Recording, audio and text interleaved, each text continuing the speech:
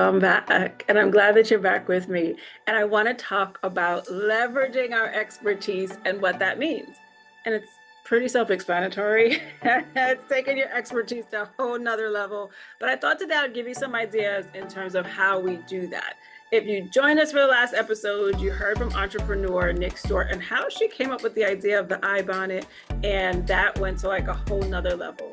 And I don't think she necessarily used a skill that she had to do that, but she did leverage parts of what she was already doing as a model, already having like a stage and a platform, and she's using that to elevate the brand of the eye bonnet. And if you're not on her socials, you should definitely take a look and follow her to see what I'm talking about. But for those of us that may not have that level of visibility or that level of creativity, or we're just trying to figure out what the hell to do with our professional selves, that's what I want to talk to you about today. Let's go.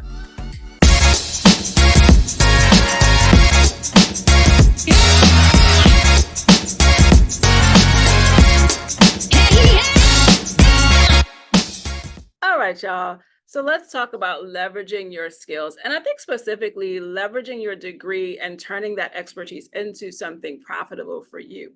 And I have to tell you, as I'm even thinking about this, just like talking about it feels kind of gross. And I have to really think about that and explore what that means. And I think it feels awkward because it's just not a conversation that I'm used to having, right? How many of us are really used to talking about how to turn our skills into something profitable, which means money, right? I don't really think we have those conversations all the time. We definitely don't do it in school. We definitely don't necessarily do it within our careers and our workspaces.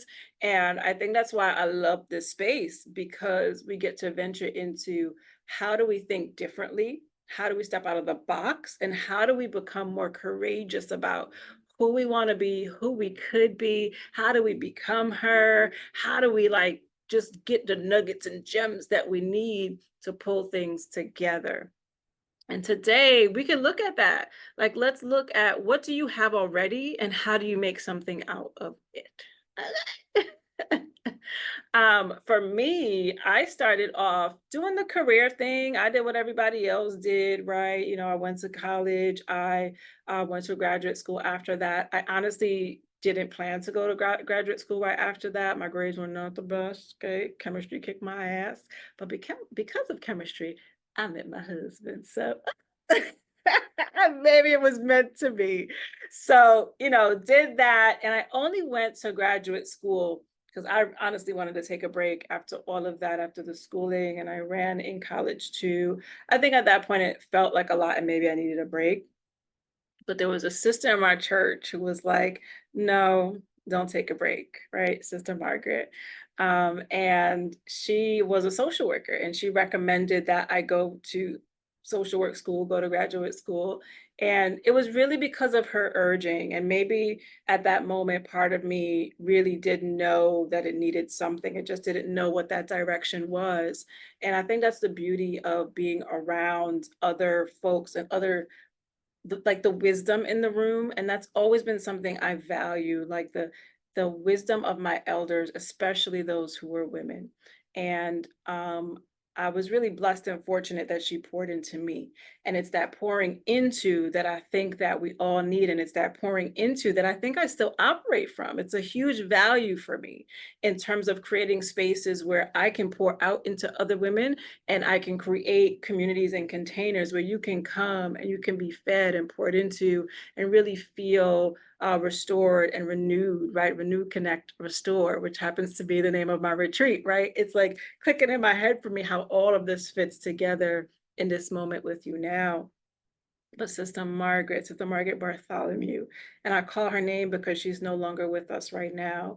And I'm truly blessed and honored to have known her. And I worked with her in a divine capacity in church. We were Sunday school teachers as well. But it's truly because of her drive for education that I went on to graduate school. And from there, it's like all the pieces just fit nicely together. I got a great internship. I worked for both of my internships. I ended up with the state really positioned me to evolve in terms of a clinician. So I'm a great psychotherapist because of that. I was exposed to things that most really are not in terms of the clinical realm, and seeing like real psychiatric illness and how it's treated and having to learn how to do that. But after a while of being there, it was like, there's something more.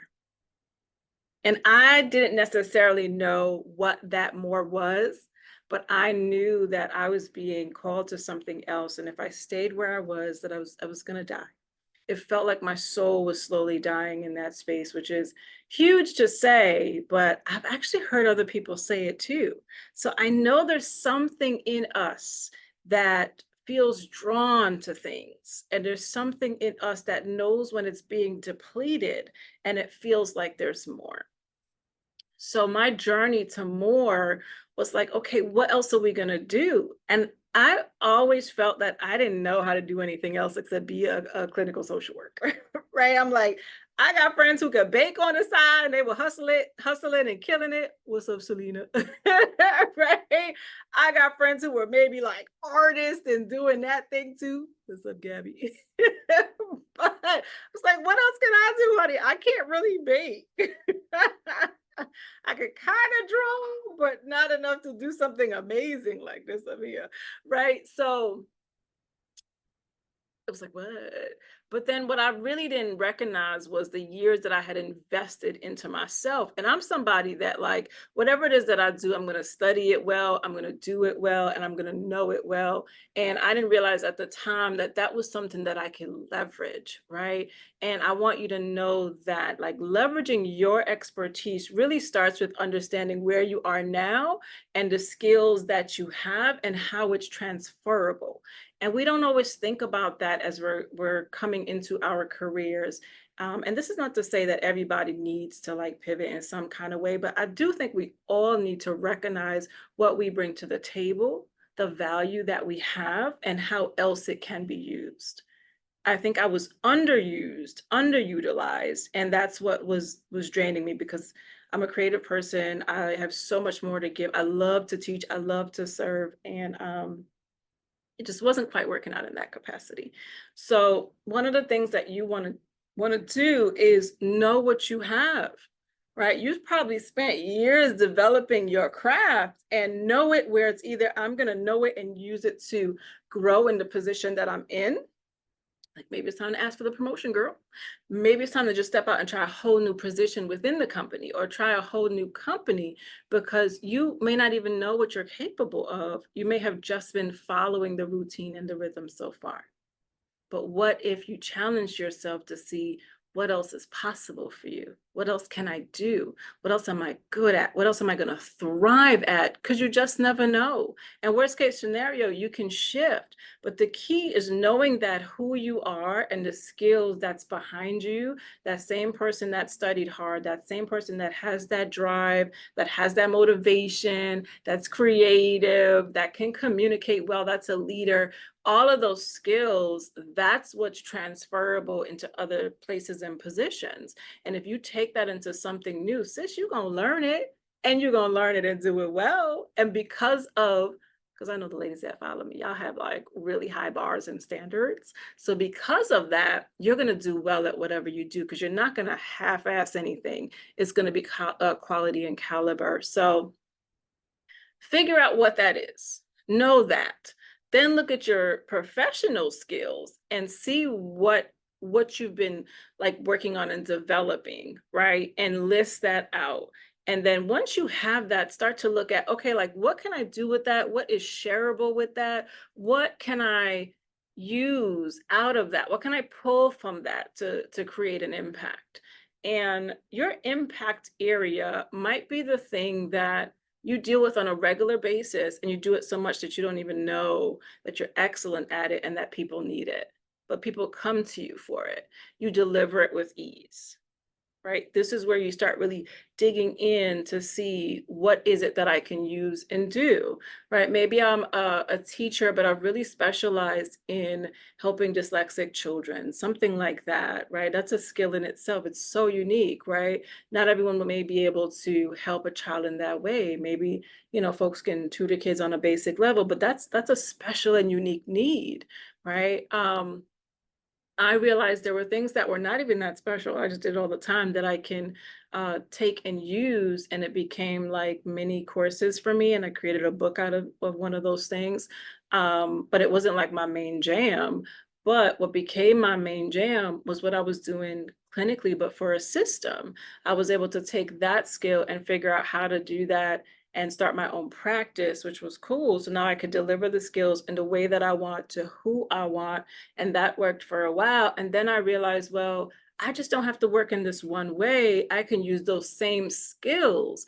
My skills became transferable. Really, they always were, but I just noticed what it was, right? So the drive for impact and to figure out what else I could do, which was really calling me into alignment with I think my purpose and my calling is really what it was. But as I did that work, I got excited, the creativity started flowing, and that's how I really figured out like where I needed to be and what I need to do. So I say that all to say that that's where you can really start. Start to list out the things that you do, and then look at, okay, from this, what can I just like repurpose and create something else with, or what do I want to lean into more? And then as you start to think about that, it becomes a whole process of, okay, if I'm leaning into this more, and maybe I have also been leaning, I do already know that some things haven't been working out for me, but I just haven't done anything with it. Then I want you to think about, well, what's stopping you from executing your vision? Okay. Is it that I'm not sure where to start? Is it that I don't know if this is for me? Is it that I don't know if I'm enough? Because those are the mindset noise things, but those become like real emotional blocks for a lot of people. It's the reason why we don't take this idea and go into action. Okay, so we really want to explore the mindset behind it. That's why I do what I do now as a mindset coach, because I've taken those skills and made it into something that I can generalize to use to support more people, because I see that way before we end up anxious and depressed, we're stuck in our heads, we're overthinking, we don't know how to get out of that space, and it's really a mindset issue. So I've got to bring you the tools so you can set your mind on new things and shift your mindset and shift your possibilities. Do you see how that works? Okay. So you see how I really started to turn my expertise into an opportunity? You guys are all positioned to do that. You're all positioned to figure out what is in alignment with you, what you want to be known for, what is most like tangible and reasonable enough that you can also generate income from it, and really create some goals, and really maybe address some issues for people too, right? So again, just go back to that place of brainstorming what you can do. And that's an excellent place to start in terms of how do I leverage my skills and how do I pivot, right? What do I do after that? So once you get to that point, I think you can start to think about, how do I want to show up, whether that's within the place establishment that you're already in, whether that's creating new paths for yourself, whether that's collaborating with others and joining them in their journey and matching your energy, values, and expertise to create other things. But some of the ways that you could show up could be creating courses around what you know so that you can educate more people around it. Maybe it's doing like webinars or trainings. Maybe if you're not a real online techie person, you can attend conferences and teach at conferences. Maybe you can teach. I'll become an adjunct as well. That's one of the ways that I've been able to leverage my skills and have a greater impact for now upcoming social workers, which has been awesome too, right? Maybe you do like power hour sessions for people who really need what you have so you can support them. Maybe you decide to establish some sort of like package deal, like I'm going to support you with XYZ for this amount of time, and we start to advertise and share that. Maybe we create digital products. Maybe we create books, right? Maybe we start doing workshops for schools and organizations. So really the field is open. I'm not going to say it doesn't come with work. It does. But the beginning part, the initial work, is for you to know what it is that I bring to the table, even if you just know that for yourself, because then you really know how valuable you are to you. And I don't think we always get to even like process that, and we start to second guess ourselves, and that imposter comes into the room because really you've forgotten who you are and your brilliance and how much you bring to the table. All right. So just get started there as you dabble with like, how do I do something else? How do I grow what I have? Think about everything that you bring to the table, right? And then if you're really ready to do some work, honey, y'all can come work with me because we can't do anything without strategy. And there's only so much that Google gonna tell y'all. So we can always connect on that if you like, if you want some more support with walking through how to leverage your expertise, how to leverage your mindset, how to leverage your skills, because I'm giving you a good overview in the general sense now, so you have some ideas of what to think about, but when you're really ready, we can connect and talk too. And I think what I'll do is I'm gonna link one of our workbooks that we sometimes give out at like trainings and things. I'm gonna put that at the bottom of this so you have something to write on and really like tangibly work through this too. But yeah, there is room for you. Sometimes we have to create that. And it can absolutely be work, but it's a different kind of work when you're in alignment with what you want and that there's joy there, right? So I know that you didn't happen upon this conversation by accident. I think just like I didn't happen upon Sister Margaret there by accident sitting next to her. I still like see us on the bench there at church and I'm having her pour into me. Sometimes it's in the pouring in that we find ourselves, but then it's up to you to take the next step. So I hope parts of this just kind of fed you today and you will take your next step and find your pivot and leverage the skills that you have because someone needs your gifts, your expertise, and your purpose. All right.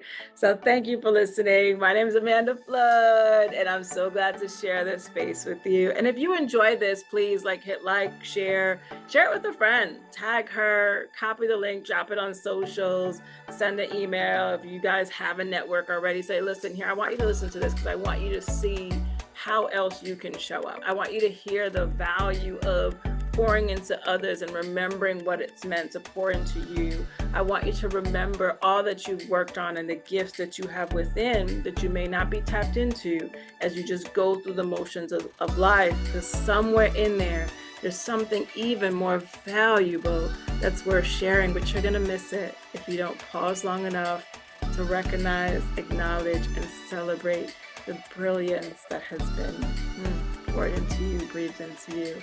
All right, guys, that's enough for me. See you soon.